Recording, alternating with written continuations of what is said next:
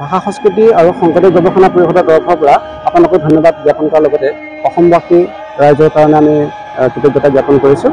আমি আচলতে সৌভাগ্যৱান বুলি ভাবিছোঁ নিজকে যে আজি 5 বছৰীয়া আমাৰ এটা পৰিকল্পনা অন্ত পৰিছে। ভাষা সংস্কৃতি আৰু শংকৰদেৱ গৱেষণা পৰিষদৰ তৰফৰ পৰা প্ৰথম কাৰ্যসূচী হিচাপে লোৱা হৈছিল যে অসমত চলি থকা যিসমূহ শাস্ত্ৰ সেই শাস্ত্ৰসমূহৰ পাঠ সমীক্ষা কৰা হওক আৰু প্ৰথম কাৰ্যসূচী হিচাপে কীৰ্তন ঘোষাক আমি পাঠ সমীক্ষাৰ কাৰণে আগবাঢ়িলোঁ। পাঠ সমীক্ষা এনেকুৱা এটা পদ্ধতি যাক আচলতে টেক্সচুৱেল ক্ৰিটিচিজম বুলি কয়। আপোনালোকে দেখিব যে অসমত যিবিলাক শাস্ত্ৰ মহাপুৰুষসকলৰ যিসমূহ শাস্ত্ৰ প্ৰচলিত হৈ আছে সেই শাস্ত্ৰসমূহৰ মাজত কোনো ধৰণৰ মিল নাই।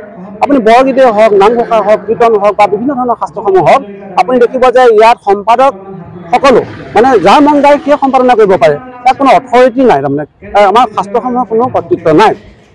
এই ব্যৱস্থাটো আচলতে আন ধৰ্মীয় যিবোৰ শাস্ত্ৰ সেইসমূহ যদি আমি লক্ষ্য কৰোঁ সমান্তৰালভাৱে দেখিম যে সেই শাস্ত্ৰসমূহৰ আকাৰ ইকাৰ কোনো এডাল ইফাল সিফাল কোনেও কৰিব নোৱাৰে বা সম্পাদনাও কোনো কৰাৰ অধিকাৰো নাই। তেওঁলোকৰ মানে কৰ্তৃত্ব আছে বা অথৰিটিটো আছে।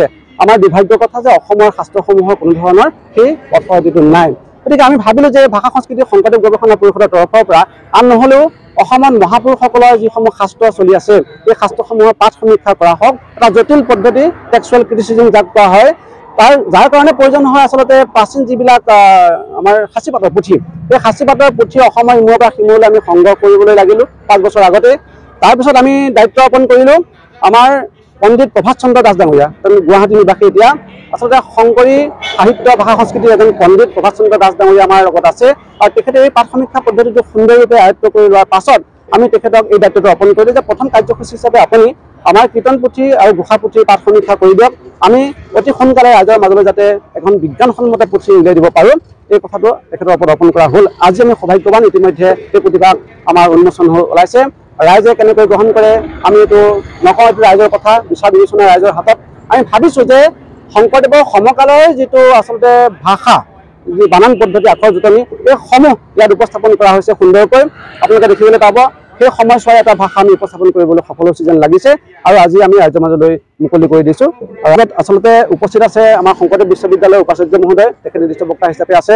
তাৰ লগতে আছে আমাৰ সভাপতি হিচাপে মানিক চন্দ্ৰ দত্ত ডাঙৰীয়া আছে, সব্যসাচী মহন্ত আছে, গড়গাঁও মহাবিদ্যালয়ৰ অধ্যক্ষ মহোদয় আছে, তাৰপিছতে ব্ৰিজমোহন হাজৰিকা আছে, আমাৰ CKB কমাৰ্চ কলেজৰ কাষৰে অধ্যক্ষ মহোদয় আছে। কেইবাজনো বিশিষ্ট ব্যক্তিৰ উপস্থিতিত আমি গ্ৰন্থভাগ উন্মোচন কৰিছোঁ আৰু পদাধিকাৰ মহোদয়ক মাতিছিলোঁ। আমাৰ আচলতে আমি সকলোকে, আমাৰ উন্মোচক কোনো নিৰ্দিষ্ট উন্মোচন নাই, আমাৰ নিমন্ত্ৰিত সকলো ব্যক্তিকে আমি উন্মোচক হিচাপে ৰাখিছোঁ, উন্মোচক মণ্ডলী হিচাপে ৰাখিছোঁ। আমাৰ মাজত এতিয়া সদ্যহতে উপস্থিত আছে আনন্দ শইকীয়া ডাঙৰীয়া, চিঙামাৰা মহাবিদ্যালয়ৰ প্ৰতিষ্ঠাপক অধ্যক্ষ। তাৰপিছতে ব্ৰিজমোহন হাজৰিকা, অধ্যক্ষ CKB বাণিজ্য মহাবিদ্যালয় যোৰহাটৰ। ৰিমজিম বৰদলৈ ভাৰপ্ৰাপ্ত উপাধ্যক্ষ, চৰকাৰী আদৰ্শ মহাবিদ্যালয় কাজিৰঙা। সব্যসাচী মহন্ত, অধ্যক্ষ গড়গাঁও মহাবিদ্যালয়। তুফেল জিলানী ডাঙৰীয়া, অধ্যাপক তেখেত কাকজান মহাবিদ্যালয়ৰ। ভৱ গোস্বামী ডাঙৰীয়া, যোৰহাট জিলা সাহিত্য সভাৰ প্ৰাক্তন সভাপতি। আৰু আছে হৰগোবিন্দ পাঠক, গুৱাহাটীৰ পৰা এজন বঁটা বিজ্ঞানী। আৰু আমাৰ মাজত বিশিষ্ট ব্যক্তি অজস্ৰ আছে। তেখেতসকলৰ উপস্থিতিত আজি আমি সকলোৰে মানে আমাৰ উন্মোচক মণ্ডলী আছে, উন্মোচক মণ্ডলীয়ে আমাৰ অনুষ্ঠানটো এতিয়ালৈকে চলি আছে। গ্ৰন্থ উন্মোচন ইতিমধ্যে সমাপ্ত হৈছে। পুথিভাগ আচলতে ভাষা সংস্কৃতি শংকৰদেৱ গৱেষণা পৰিষদৰ হাতত ইতিমধ্যে আছে। তাৰ জৰিয়তে তেওঁলোকে কণ্টেক্ট কৰিলে পাব, যোগাযোগ কৰিলে পাব। আৰু ইতিমধ্যে আমি ব্যৱস্থা কৰিছোঁ যে যোৰহাটৰ যিখিনি বিপণী আছে, গ্ৰন্থ বিপণী আছে, সেই গ্ৰন্থ বিপণীসমূহত আমি বিতৰণ কৰিম বুলি ভাবিছোঁ।